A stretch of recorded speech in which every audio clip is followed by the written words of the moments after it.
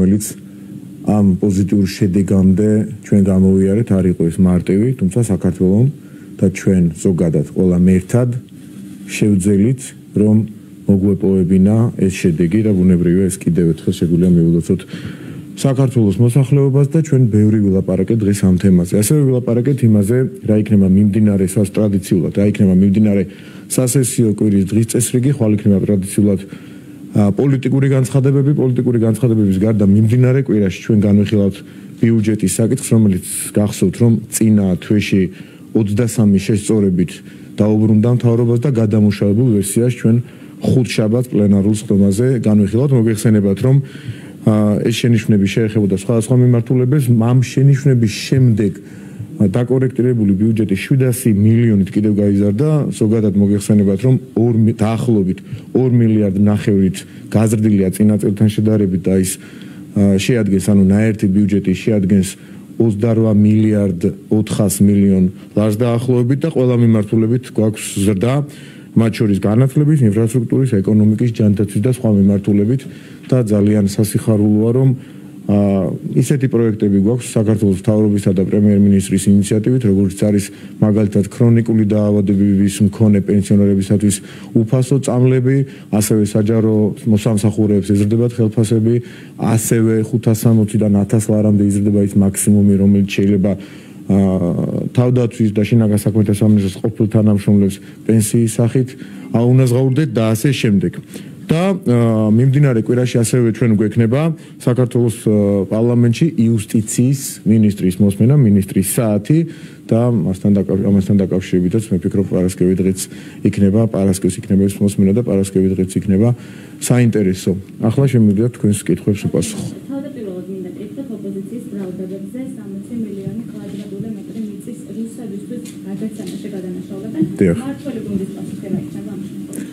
ეს არის მცდელობა, რომ ნაცმოძრაობის და რუსების, ოკუპანტი ქვეყნის, რუსეთის თანამონაწილეობა და თანაავტორობა ოკუპაციაში სხვა მიმართულებით წაიღონ ადამიანების ტვინში ეს და თქვან, რომ თითქოს ოკუპაცია გრძელდება დღემდე იმგვარად, რომ ახალ მიწებს იტაცებენ და შეეძლოთ მაგალითად რაღაც ტრილიონობით კვადრატულ სანტიმეტრზე ელაპარაკათ. ამ დროს იგივე წარმატებით ამ აბსურდულ ლოგიკაში რომ შეყვე, თქვათ ნაცმოძრაობას და მისი პოზიციების გამხმარებლებს, შეგვიძლია უთხრათ, რომ მათ დაკარგეს საქართველოს ტერიტორიების მილიარდობით, არაერთი მილიარდი კვადრატული მეტრი. ეს ხო არარეალური მსჯელობა. თქვენ წარმოიდგინეთ ისედაც რომ ვიანგაჟოთ 60 მილიონი კვადრატული მეტრი არის 60 კვადრატული კილომეტრი, ხო? 60 კვადრატული კილომეტრი არის მაგალითად 6 მეტრიან საოკუპაციო ზოლზე, რომ შემოვიდნენ საქართველოს დანარჩენ ტერიტორიაზე სიღრმეში 10 კილომეტრით. ამ პირიქით 10 კილომეტრიან ზოლზე 6 კილომეტრით.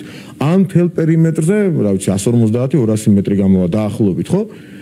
მაგრამ ამ თემაში შეყოლა და მსჯელობაც დამაზიანებელია და ესეც უნდათ ალბათ. და რატომ არის დამაზიანებელი? საითაც არ უნდა წავიდნენ იმ შემოხაზული ტერიტორიების იქით თუ აქეთ. საოკუპაციო ზოლს იქით. როდესაც ამ თემაში მიყვები, შენ რაღაცნაირად ირიბად აღიარებ. როგორც ეს გააკეთა მიხეილ სააკაშვილმა, გარკვეული აღიარება იყო და დაკანონება და უკაცრავა და გაправება იყო ტერიტორიების 2007 წელს ომამდე ერთი წლის ადრე, როდესაც მან აღადგინა სამხრეთ ოსეთის ავტონომიური ოლქი, ოღონდ სიტყვა ყოფილი დაამატა და დაადგინა საზღვრები. ეს დადგენილება ბევრმა მოქალაქემ კიდევ არ იცის, რომ არსებობს და საქართველოს პარლამენტმა ამას მხარი დაუჭირა. და აი ამ ლოგიკაში უნდა შევყვეთ.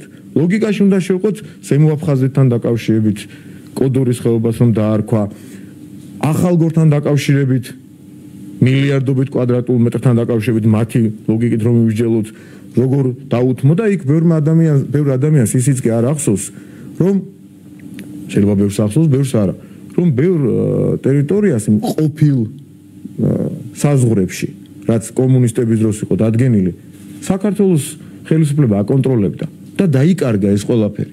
და იმ მავნებლობამ, რაც 2007 წელს ომამდე წინასწარ გამზადებული სახით მიართვეს ოკუპანტ ქვეყანას, განაპირობა ის, რომ დღეს მიყვებიან და მათი ლოგიკა, ოკუპანტის ლოგიკა. ამბობენ, რომ მიყვები ჩვენი საზღვრებს და ჩვენ ახლა უნდა ვედაოთ იქ სადღაც შიგნით შეიწირნენ თუ გარეთ გამოვიდნენ, ხო? იმ ტერიტორიიდან რამდენი მეტრი თუ რამდენი კვადრატული მილიმეტრით. წამგებიანია ეს საქართველოს. არ შეიძლება ამაზე საუბარი. ყველას ვაფრთხილებ, რომ აქ შედიხართ მეგობრებო ძალიან სუდ კამპანიაში, რაც ერთადერთი ვისაც შეიძლება აწყობდეს, ეს არის რუსეთი, ოკუპაცია და ოკუპანტი. არ შეიძლება ყველა ჩვენი ტერიტორია საოკუპაციო ზოლს იქით თუ აქეთ ყველა ჩვენი ტერიტორია და მხოლოდ ის ყველაზე რბილად თქვა შეცდომა რომ 2007 წელს ვიღაცამ მოუხაზა რაღაც საზღვრები და დაარქვა სამხრეთ ოსეთის კვლავ კომუნისტების პერიოდის შემდეგ ეს არ შეიძლება იყოს იმის საფუძველი რომ ეხლა ჩვენ რაღაცა იქით-აქეთ არის იმ სოლთან თუ ახლოს არის თუ შორს არის ამაზე ვიმსჯელოთ და ეს მილიონობით კვადრატული მეტრი კიდე ტერმინი შემოიტანეს რომ თავისი დანაშაული სხვას დააბრალონ ანუ ისინი არიან ოკუპაციის თანაავტორები და ამ პასუხისმგებლობის თანაზიარები და იმის გადმოტანა უნდა სხვისკენ ეხლა და ამიტომ აკეთებენ ამ რაღაცა უტრირებებს და თან იტყუებიან და თან მეტრებში ლაპარაკობენ მილიონობით კვადრატულ მეტრებში.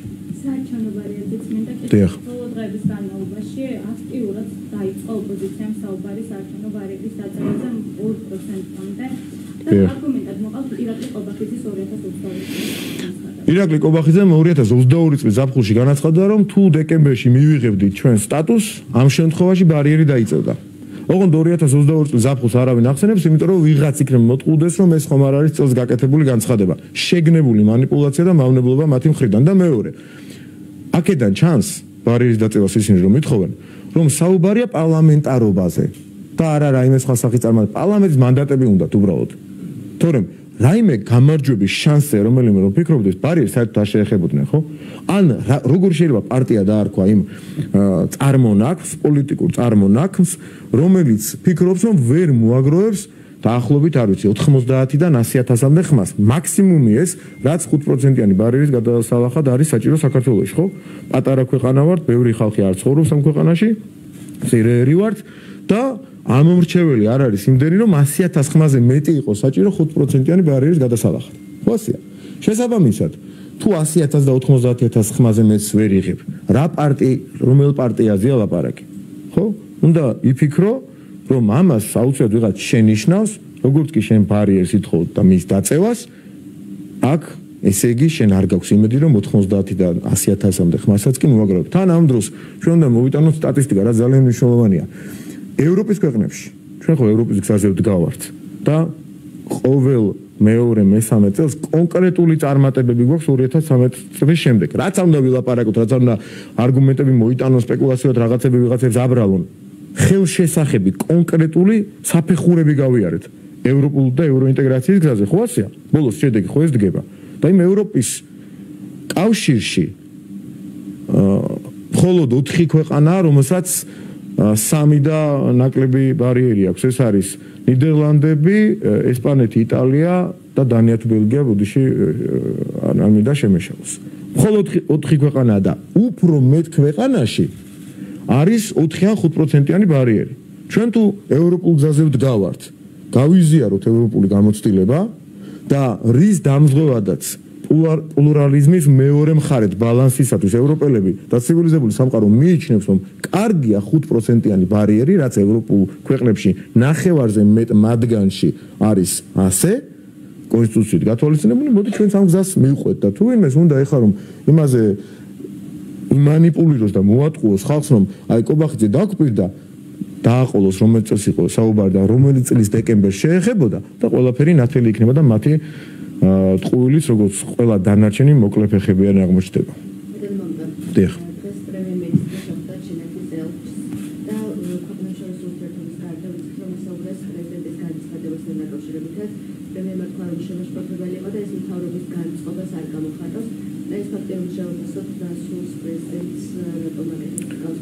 ის პრეზიდენტი აღარ არის. ჩვენ მას ქალბატონ სალომეს პრეზიდენტს აღარ ვუწოდებთ, იმიტომ რომ მას ჩვენი მხრიდან ლეგიტიმაცია არ აქვს, ანუ იმ ხალხის მიერ არჩეული დეპუტაციის მხრიდან, დეპუტატების მხრიდან, უმრავლესობის მხრიდან, ვინც ის თავად აირჩია, მას ლეგიტიმაცია არ აქვს, ამიტომ მოიხსენიებთ მას არა პრეზიდენტად, არამედ უბრალოდ სალომეს ზურაბიშვილად ერთ ოპოზიციონერ პოლიტიკოსად, რომელიც ამ ნიშაში მშვენივრად ჩაჯდა, ზოგ შემთხვევაში გაასწრო კიდევაც რადიკალიზმის ხარისხის ქმედებებით თუ საუბრით ჩვენს ოპოზიციონერ რადიკალ დეპუტატებს თუ სხვა ოპოზიციონერებს და სამწუხაროა რომ სალომე ზურაბიშვილის განცხადებებზე გვიწევს ჩვენს მეგობრებთან, პარტნიორებთან ბოდიშების ხდა. პრემიერ-მინისტრს და ჩვენ დღეს გავარდა ვებოდიშებით. იმიტომ რომ იმდენად დამაზიანებელი განცხადება გააკეთა ორი ქვეყნის ურთიერთობებში, რომ არა ჩვენი ეს გადაწყვეტილება იმპიჩმენტის საკითხი რომ დავაყენეთ, თქვენ სოფლიოს რომ დავანახეთ, რომ ეს ადამიანი უხეშად არღვევს კონსტიტუციას და ჩვენი მხრიდან ეს დაფიქსირდა, გახმოვანდა, იმპიჩმენტის პროცედურა დავიწყეთ და ამით ხაზი გაუსვით მნიშვნელობას ამ დარღვევისას, ეს რომ არ ყოფილიყო 1000 ჯერ უარეს და უხერხულ მდგომარეობაში აღმოჩნდებით და ეს ქალი ამბობს შემდეგ რატომ არ მიშვებენ ევროპაში, რატომ არ შემიძლია წარმოვადგინონ მთავრობა და ქართული ხალხი, რატომ მიზღუდავენ გადაადგილებას ევროპის ქვეყნებში და რატომ არ მაძლევენ ლეგიტიმაციას რომ მათი სახელით ვილაპარაკოს სხვადასხვა ქვეყნებთან ურთიერთობაში, როცა ასე უხერხულ საბოდიშო მდგომარეობაში აგდებს ხელისუფლებას და ხალხს.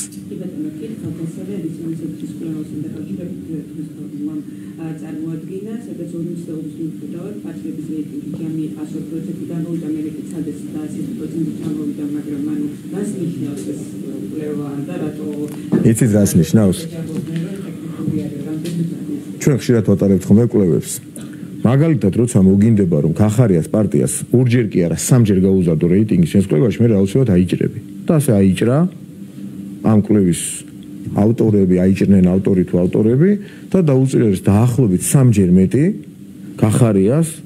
სხვათაშორის გამიკვირდა რომ ნაცმოძრაობას თავად ნაცმოძრაობას აქ რაღაც ხდება და ალბათ მომავალში ჩვენ მას ვნახავთ დაახლოებით რაც მე მაქვს ინფორმაცია ჩვენი ბოლო კვლევებიდან გამომდინარე იგივე მონაცემები აქვს შეიძლება ცოტა ნაკლები კონდეს იმიტომ რომ ვიცით რომ 20% აქ თუ 20 ჩამოწდა მაგრამ ყველა დანარჩენს მოუმატეს და ნაცმოძრაობას დაუწერეს დაახლოებით 100 მილების ფარგლებში რაც აქვს ქართულ ოცნებას რაც ჩამოაკლეს ყველაფერი გადაანაწილეს ესე გულუხვა და ამასობაში აირივნენ პროცენტებში და 100 არსოს არ უდრის.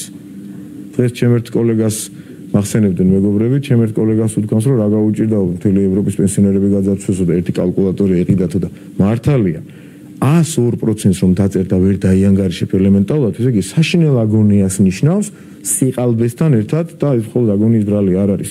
სიყალბეს როდესაც ჩადიხარ ამ მასშტაბისას ვეღარ ალაგებ და თან გაგახსენებთ ერთ რამეს.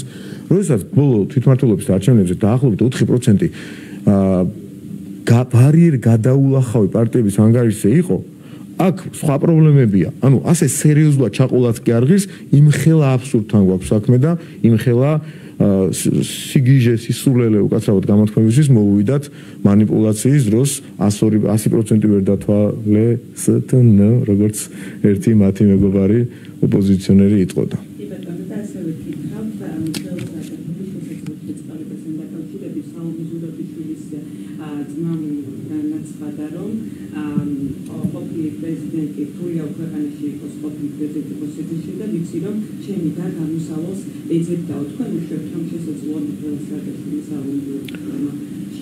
იცით რა შეწყალებაზე მე მგონი ცოტა ზედმეტია საუბარი მაგრამ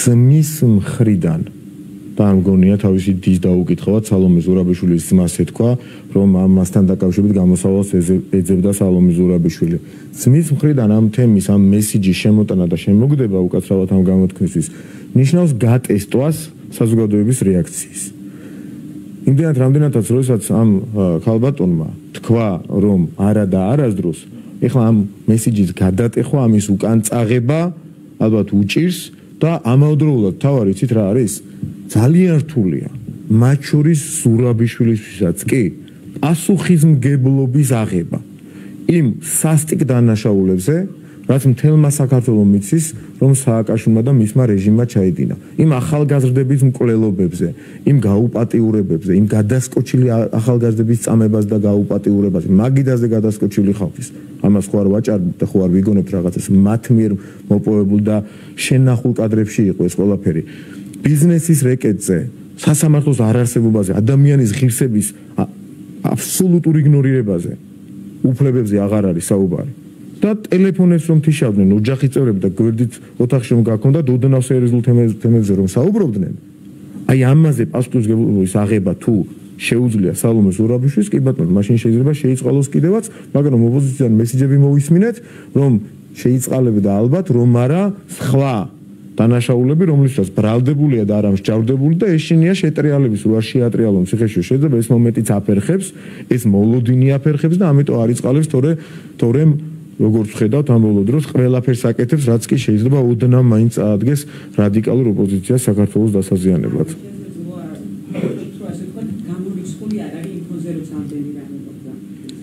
მე მაინც ძირითადად გამოვრიცხავ, იმიტომ რომ რაღაცა არსებობს, რისი გაკეთებაც ალბათ შეუძლებელია და პასუხისმგებლობის აღება თუ შეუძლია იმ ყველაფერს, რაც ეს ახונה ვილაპარაკე, მაშინ გამორიცხვითაც ვერაფერს გამორიცხავ, რა თქმა უნდა. დიახ.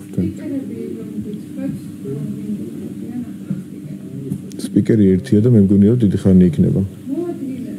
სპიკერის მოადგილეს. მოდით ამ ეს თემა არ დაგიმალავთ და ჩვენ გუნდში გავლილი გვაქვს, ნავსჯელი გვაქვს და მოდით დავტოვოთ უპასუხოთ ეს კითხვა, იმიტომ რომ ჩვენ არ პირდაპირ გეტყვით. არ გვილაპარაკა იმაზე, რომ ეს უნდა გავახმოვანოთ დღეს და ამიტომ მე არ მინდა ჩემ თავზე ავიღო ისეთ რაღაც გაკეთება, რაც არ შემითანხმებია ჩემივე თანაგუნდელებთან. ამაზე ადრეა საუბარი და როდესაც ამ გადაწყვეტილებამდე მივალთ, შემდეგ პირველები თქვენ გაიგებთ, როგორც ეს ხდება ხოლმე ყველა სხვა შემთხვევაში. დიახ.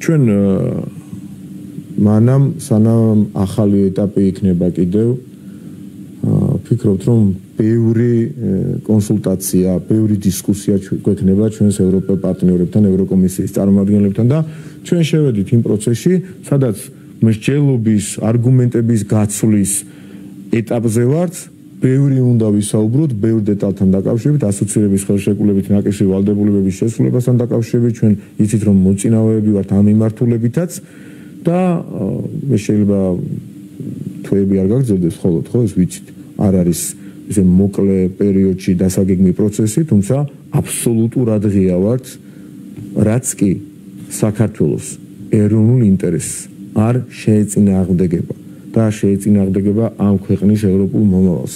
ჩვენ ყველა თემაზე ვისაუბრებთ და არავის არ მივცემთ საშუალებას, რომ საბოტაჟის იარაღად გამოიყენოს ევროპული გზისკენ მიმავალი რომელიმე საფეხური.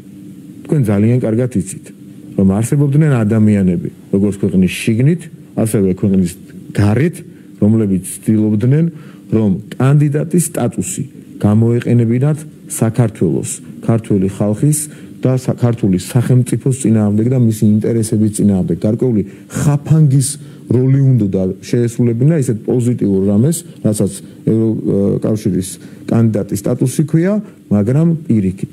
ჩვენ შედეგსაც მივაღწიეთ და არც ინტერესები დავაზიანეთ ჩვენი ქვეყნის. როდესაც ასეთ იდეალურ თანხმედრაში არის ქართული ეროვნული ინტერესები, ქართული სახელმწიფოს ეროვნული ინტერესები და ევროპული ინტერესები ერთმანეთთან, მაშინ ქვეყანაც იქნება წარმატებული. რაღაცეების ფასად, მათ რომ უნდათ და თან ამის ფასად ვერც მიიღო სტატუსი, ხო იბრძოდნენ ბოლოს, ხო ყველამ ნახეთ რა გაშმაგებით ცდილობდნენ ისინი საქართველოს არ მიიღო კანდიდატის სტატუსი, მათ არ გამოუვათ ეს ყველაფერი და ჩვენ იმისთვის ვართ ხელისუფლებაში, რომ ეს იდეალური თანხმედრები აღსრულებაში მოვიყვანოთ და მოვიტანოთ და შევძლოთ, რომ ვიაროთ ამ გზაზე შეუქცევადად და რაღაცები შეიძლება იყოს 1 წლის დაგვიანებით, მაგრამ ამავდროულად გავუფრთხილდეთ ჩვენ საზოგადოებას, ადამიანებს, მათ სიცოცხლეს და ჯანმრთელობას, ქვეყნის ეროვნულ ინტერესებს, თან ევროპულ გზაზე ვიაროთ, ეს ყველაფერი ერთობლიობაში კარგად გამოგვდის,